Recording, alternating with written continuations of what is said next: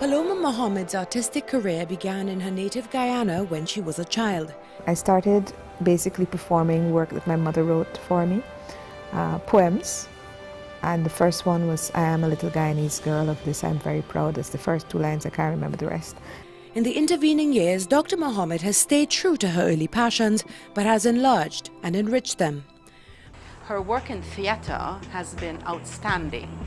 I consider Paloma a young Guyanese woman who has taken theatre and the production of theatre and sort of the standards of theatre to, I think, new dimensions and new heights. But if the journey was continuous, it was not always smooth. Success came late. I produced a play called Reggae Marley, which was a musical. And this was 1994, something like that. And I don't want to tell you, it was a colossal failure. But after that, I think I started to produce what they called popular plays. So Jezebel, and those were huge box office successes. She's done so much other work for the theater as a director, as a producer, as a designer. Many people don't know she's quite a designer herself, not only of set, also of lights. Outside of the theatre, Dr. Mohammed subsequently pursued an academic career. Her training was in sociology, and her work has been in social psychology and media. Her contribution to the academic world is also important because at the University of Guyana, where she has served as a dean of faculty, where she has basically led administration and became very prominent in the university administration in that way. Another major turn in her artistic work was her introduction to the art and artists of the wider region. What was happening in Guyana in the 1990s, of course, we were kind of shut off from the world in a sense. And Ifeba Wilkinson came to Georgetown as the CARICOM Cultural Desk Officer and began to open up spaces for a lot of young people. And then I started to come out of Guyana and watch what was going on here in Trinidad, what they were doing in St. Lucia, what they were doing in Jamaica. And so when I say I'm a Caribbeanist, that's what I mean. Her introduction to Trinidad and Tobago also affected her life in other ways.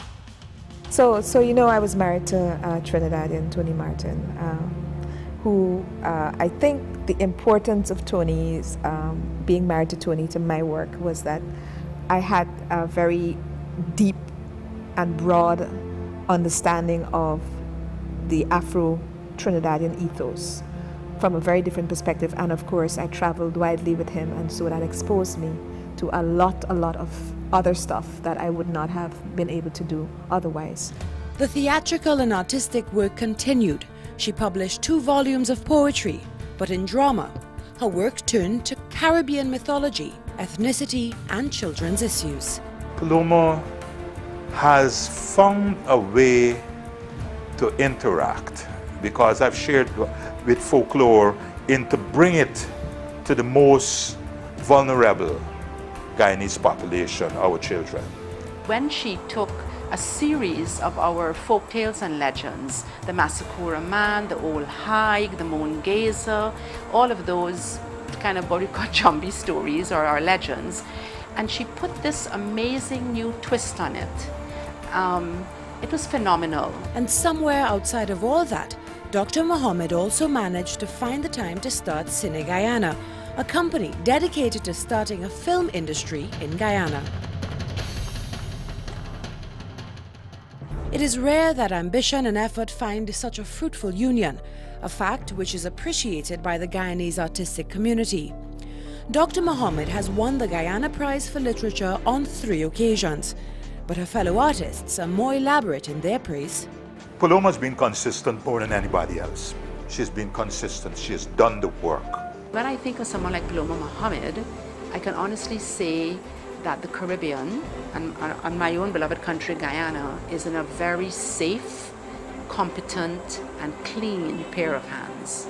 Paloma Mohammed, her work on multiple platforms has allowed Guyana and the wider Caribbean to be part of the big international conversations about creativity and social change.